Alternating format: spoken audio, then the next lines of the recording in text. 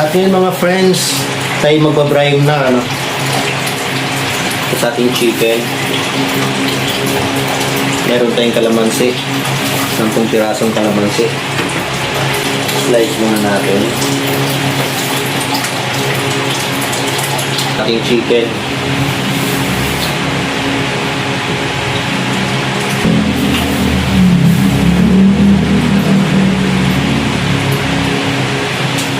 Ayan.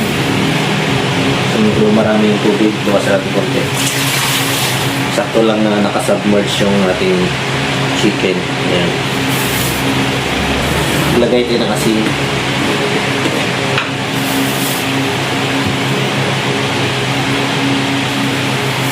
Tapos dahon ng laurel. Kaya natin lagay yung kalamansi.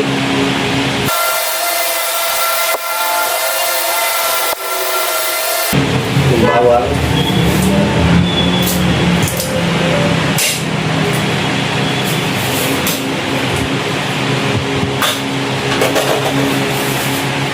Ilagay tayo yung konting butching para may lasa na siya habang nag-fry natin siya. Wala akong pamintang buo. Meron ako powder lang.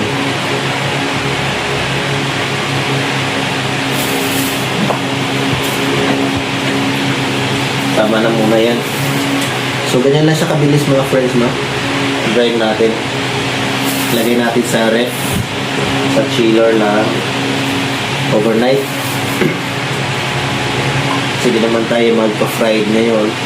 So much better na stay longer nung overnight. Ayan. So after nito ma-brine, saka ko na naman siya bababad sa wet butter niya. May mixture natin na wet butter before natin i-coat sa dry butter niya para sa frying na. So yun lang mga friends, papakita ko rin sa inyo yung pag-coat ko nito sa wet butter after ng brining niya. Alright? Tomorrow. At ito na yung brine natin, tanggalin na natin yung tubig na ito kasi ima-marinate na natin siya. Bango na siya, naamoy na yung mga ingredients niya. At ito na siya mga friends, ma-marinate na natin siya. Maglagay tayo 2 egg.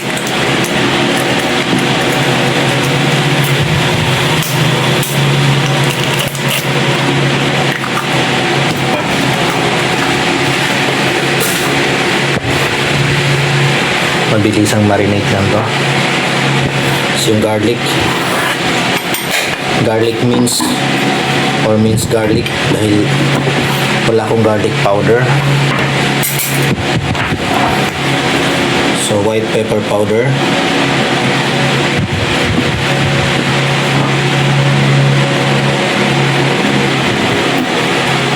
muna, mamaya lagyan natin ulit pag nahalo na. Black pepper powder,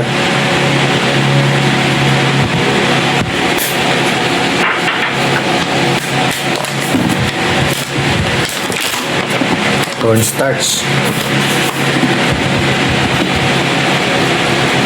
sa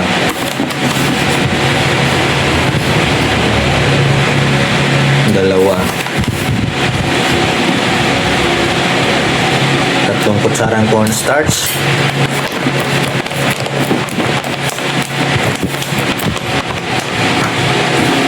tapos all-purpose flour din, haluan din natin siya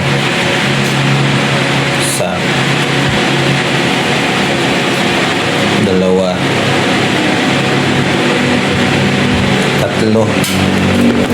Alright.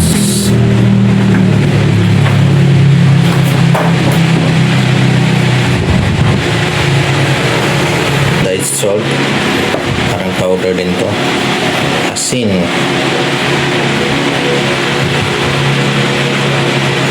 ito MSG.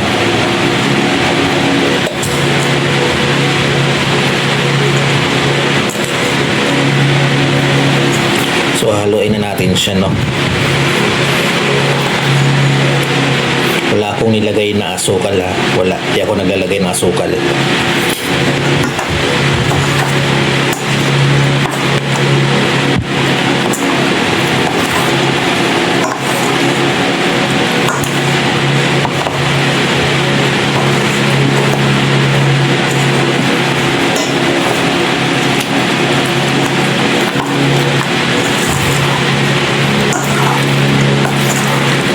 Ito yung tinatawag nating wet butter, no?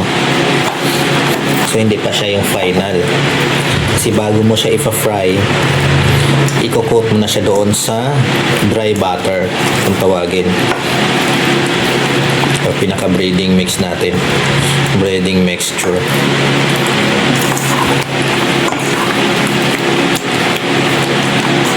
Okay, sana kung mayroon tayong garlic powder at saka onion powder para lalong malasa ito. Yung iba, pag nagmamarinate, nilalagyan din nila ng milk.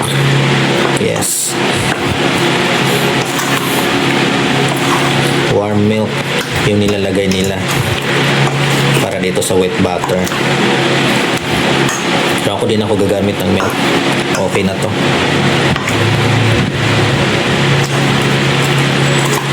Yan, look at that, the texture, no?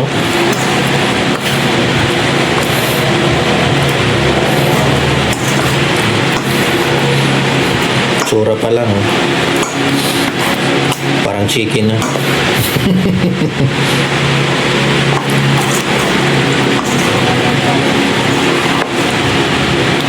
Alright, so after this, lalagay na naman natin siya sa ref. Chiller pa rin. And pwede na siyang lutuin after 2 hours or 4 hours. Pwede na siyang lutuin. Nasa sa inyo po kung gaano katagal yung imamarinate.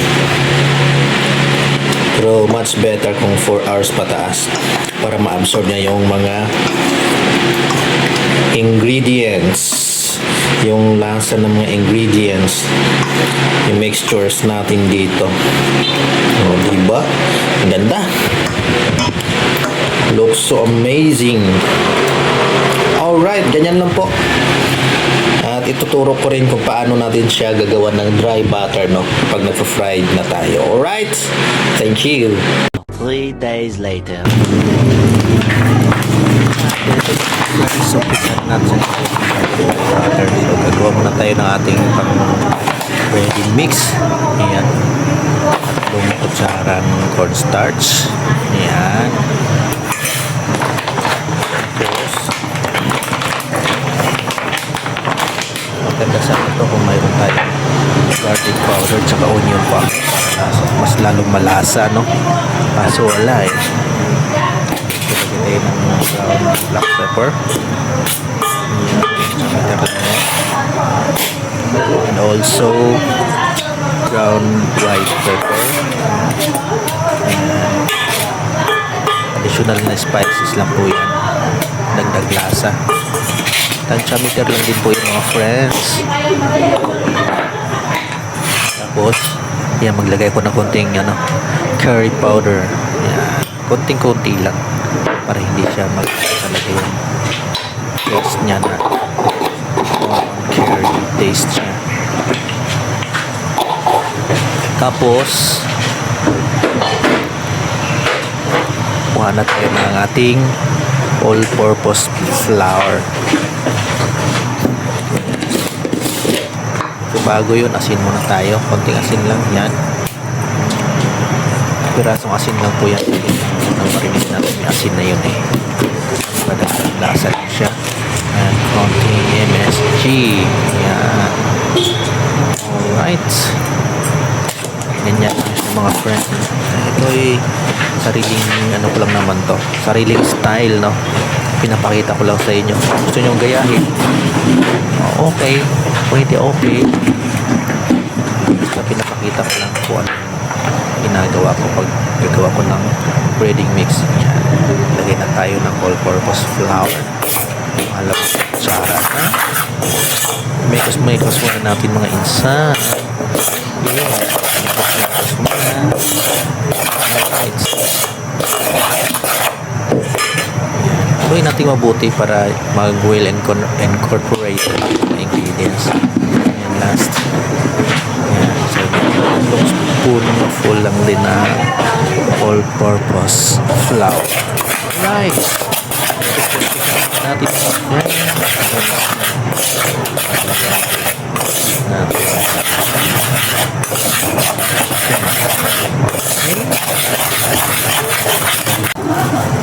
at ayan, umpisan ko na siya mga friends. Ayan, yung isang kamay ko walang kapin. Wala na kasi naubos na pala yung gloves namin, hand gloves namin na plastic. Pag-gloves ako, ay wala na. Yan, plastic na lang nilagay ko. Isang kamay, kasi isang kamay walang plastic. Walang plastic. Yung nakaplastic ating dry butter mga friends. Na meat. So, ganyan. Ilagay ko lang mabuti mga friends. Ayan, pag okay na siya mga friends, yan, massage din siya. Kung medyo pisilin mo rin siya, no? Para magkaroon ng granules. Oh, diba? Press ko siya dyan. Okay, lagay na natin dyan. So, ulitin na natin yung proseso. Ulitin na natin. Lagyan natin lahat mga friends. Okay, ganun lang po yung proseso mga friends paglagay sa pagkukoat natin ng fried chicken breading mix. Okay.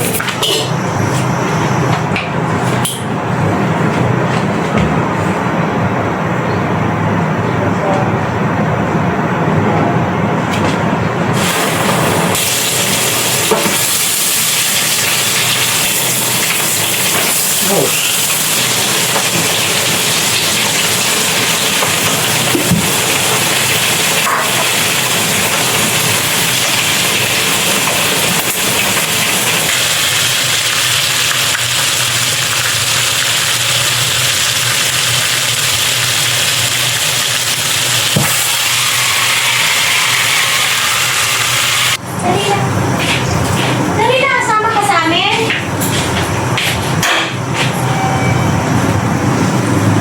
Wow! Daddy! Tita Chloe! Look, Daddy!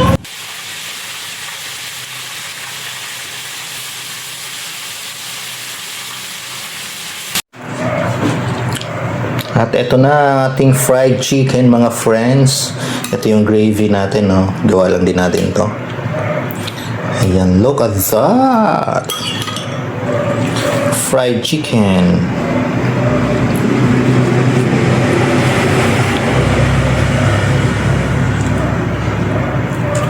So, yan yung finished product natin mga friends, no? Kainan na! Yes! Let's see it! Oh, diba? Gravy. Alright. Please like, share, watch my videos, and subscribe to my channel mga friends. Joe Marquez Vlogs. Babush. God bless.